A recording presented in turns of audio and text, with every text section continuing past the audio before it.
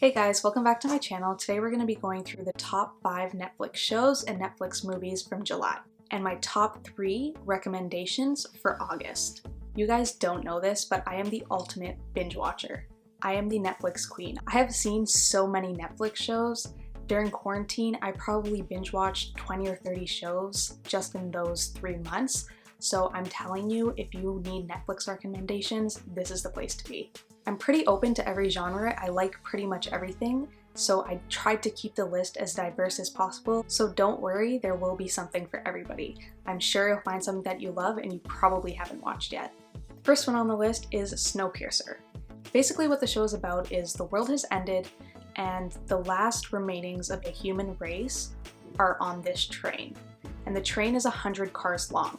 And within the train, there are different societies, just like in regular society today. So there's the upper class, the middle class, the lower class, and those were the people that were not invited onto the train, but they were able to sneak on the last minute before the train actually departed. So they're treated very poorly. They barely get any food. The food they do get is disgusting. They all live in a very small space compared to the upper class people who did have an invite onto the train, and they're living the life. They have everything they want. They get gourmet food, they have fresh vegetables, they have a huge living space. So in essence, it's kind of a reflection of how society is today, but how it would look if the world was ending. The series follows a guy from the lower class who's brought into the upper class in order to solve a murder mystery. And the reason why they recruit him is because before the world was ending, he was a detective in his previous life. So they bring him into the upper class to try and solve the mystery of who the murderer is. And along the way, he discovers different things about how the train's operating, the lies that are being told on the train, and who's actually running the train, and kind of blows everything up. What's great about it too is that you don't have to wait until the end to find out who the murderer is. There's actually a different twist at the very end of this series that you probably didn't see coming. I'm the kind of person that can predict pretty much any show or movie, and I did not see this one coming, so if you love a good twist ending, this is the show for you. Another great show that came out in July is Good Girls Season 3.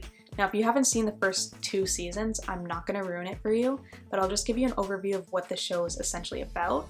So basically, it's about 3 women who are, I would say, probably in their 40s, mid to early 40s, and they're all in need of money for different reasons. They're best friends. Well, 2 of them are sisters, and then one is the best friend since childhood, and they decide that they're going to rob a grocery store, which one of the main characters actually works at, so they know the ins and outs of how to actually rob the grocery store. They actually are successful in robbing the grocery store, but to their surprise, the money that they stole was actually being stored there by a gang.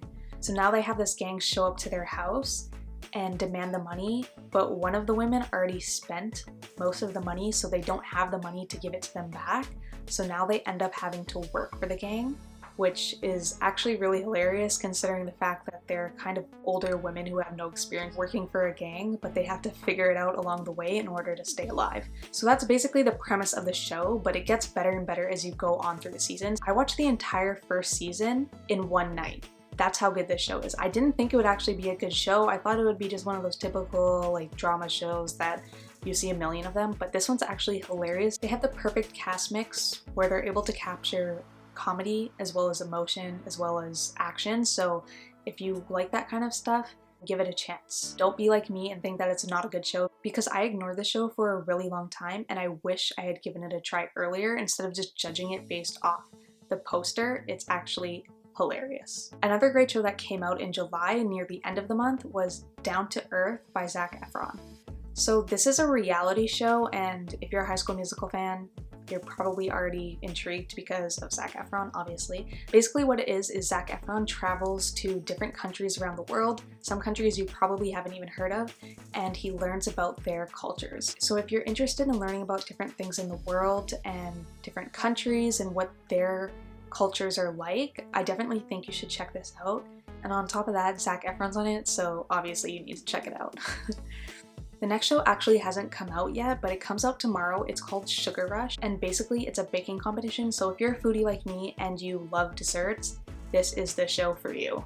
Trust me. Every new episode is a new challenge, and the challenges tend to get harder and harder as the season goes on. And apparently this is supposed to be the best season yet because the challenges are supposed to be super hard. So definitely check this one out if you love food or love desserts or just love competition shows, because this is a really good one. And also make sure you have some snacks or some cake or some other type of dessert while you're watching the show, because while watching the show, you're gonna get hungry. I've made the mistake before of watching the show while I was hungry and having no food around, and it was the worst because they make such beautiful cakes, cupcakes, everything, and it's gonna make you so hungry. So make sure you have something to eat so you can curb that. And the last show that you need to check out from July is Umbrella Academy. Now this one also comes out tomorrow, but I already know that it's gonna be good because I've seen the first season and the first season was amazing. Fun fact, it was actually filmed where I used to live, so that was pretty cool. But I mean, if you don't live near me, then that doesn't really matter to you, but whatever, I just thought I'd say it anyway. But it's actually a super cool show. Essentially what the show's about is it's a superhero show, so it is based on a comic book, and it's based on 7 people with superpowers.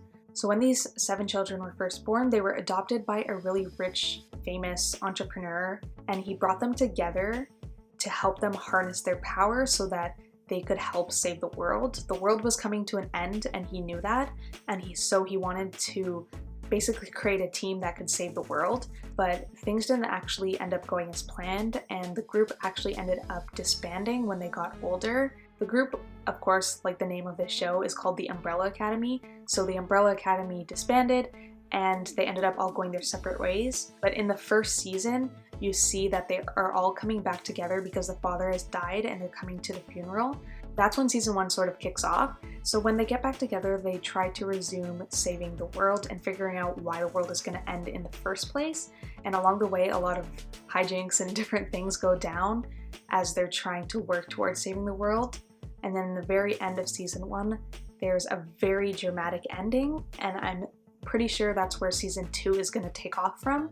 So if you haven't seen season 1 yet, definitely check that out because season 2 looks like it's going to be amazing. Again, it comes out tomorrow. If you have seen season 1 already, make sure to check it out because the season looks even better than the last one.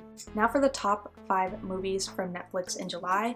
The first one I have here is Fatal Affair. This movie came out about a week ago, so about mid-July, and it's a thriller slash action, I would say. Basically, this woman runs into her friend from college and they go out for a drink, and some things happen and she discovers that he has a serious obsession with her and he will stop at nothing to be with her.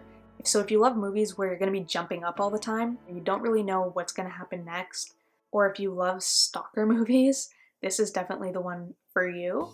And even though I'm a very jumpy person, I still enjoyed it because it has a really great storyline. Next one is Eurovision. This one is a comedy slash, I guess you can kind of call it a musical, but not really. It's not actually good singing. So basically what it's about is the Eurovision music competition, which apparently is a real music competition. It's the biggest music competition in the world, and it's super huge in Europe. So the movie follows 2 characters played by Rachel McAdams and Will Ferrell, and they're basically duet partners that try and enter the contest and get to the finals of the competition. So if you're looking for a movie where you can have a good laugh with a musical vibe, then this is a movie that you should check out. The next movie is Crazy Rich Asians. If you haven't already seen this movie in theater, I don't know what you are doing, but this is an awesome movie. It just came out on Netflix, so if you haven't seen it, you need to check it out now. So I personally saw this in theater when it first came out, and it was so good. I made my sister watch it when it finally came out on Netflix because she hadn't seen it. Basically what it's about is a woman goes to Singapore with her boyfriend to meet his family and attend his best friend's wedding. And while there, there's super high expectations on her from her boyfriend's family of what she should be. And so she works throughout the entire movie trying to get along with family, despite the fact that right off the bat they disapprove of her. The movie all around is a rom-com, so if you love rom-coms, this is definitely a great one to check out. And I won't ruin the ending, but I did really like the ending, and a second movie is supposed to come out sometime soon, so definitely get on the first one now so that you're ready for when number 2 comes out. The next movie is Slenderman. This is for all my horror-loving people out there. I'm not the hugest horror fan because I'm a scaredy cat and I need to watch them during the day, but this is one that I did watch, and I did watch it during the day because I couldn't handle it at night. But if you can handle it at night, it's probably even better in the dark. The movie is based on a fictional character that was actually made up in real life, and there was a tragic story around it. I'll let you search that up because it's pretty heavy. But the movie is around that fictional character, and 4 girls in the movie summon the character, and one of the girls goes missing. And the other 3 girls are trying to figure out where she went and what happened. And there's some super creepy things that happen, so if you're into all that kind of eerie, creepy, weird kind of horror stuff, then this would be a great movie for you to watch. Last movie, and my favorite, is Kissing Booth 2. Now, if you haven't seen the first Kissing Booth, then I'm not going to ruin it for you. I'm just going to give you an overview of what the first one is and urge you to watch the second one because I love a romantic movie. My favorite genre of movies is romance, so if you're like me and you love romance, then this is a movie that you need to check out. The first movie is about a 15-year-old girl named Ellie whose best friend's brother is the best looking guy in school. Now, she grew up with both of them since she was really young, so she knows them both really well. So her and her best friend have this pact, which is that she will never date his brother. And despite that, throughout the movie, she discovers she actually does have feelings for his brother. So throughout the movie, she has to decide whether or not she's going to acknowledge her feelings for the brother and stop denying them, or if she's going to continue to push them to the side in order to save her relationship with her best friend. And without giving anything away of what happened in the end of the first movie, Ellie's now a senior in high school and she's trying to find her way in her last year of high school, and it's a super cute storyline. So if you love a romance, this is the perfect movie and my personal favorite. Now that we've gotten through July, there are a ton of things coming out in August that look really good, but I've narrowed it down to the top 3 that I'm really looking forward to and that I think you should check out too. The first one is a movie called Work It, and it comes out August 7th. You might have already heard of it or seen it on social media. It's starring Liza Koshy and Sabrina Carpenter. Basically what it is a teenage comedy / drama.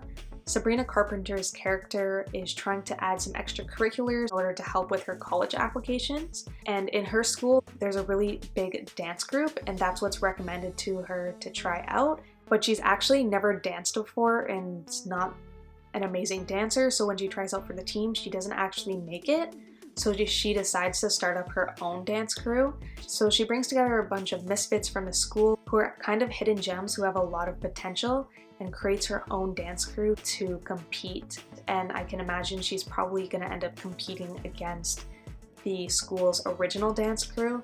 So if you're into teenage comedies / drama movies, this one is probably one worth checking out. And also has a really well-rounded cast with Liza Koshy, Sabrina Carpenter, and also Jordan Fisher. So if you're a To All the Boys I Loved Before fan, you'll know who that is. And so this movie is pretty jam-packed with stars and is a great movie to kind of relax and watch.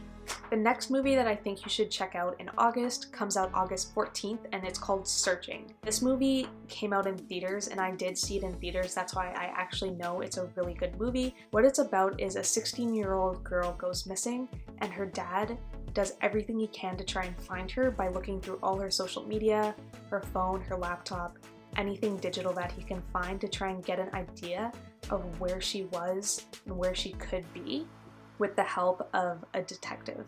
I love a good mystery packed with thriller component, so if you're into mysteries and thrillers, this is a movie that you're gonna want to check out. And it had really high ratings when it was in theaters, which is why I went to watch it in the first place. So a lot of people do like it, and there's probably a pretty high chance that you will too. And the last of my top 3 recommendations that you should look out for in August on Netflix is Cobra Kai.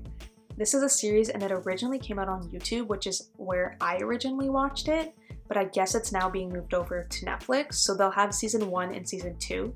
So if you're looking for a good series to binge watch, this has 2 seasons, so it'll keep you occupied for quite a bit of time. I've seen the first season when it was back on YouTube, and I'm gonna check out the second one when it comes out now on Netflix. So what the series is about is it's a continuation of the Karate Kid movies, the original Karate Kid movies.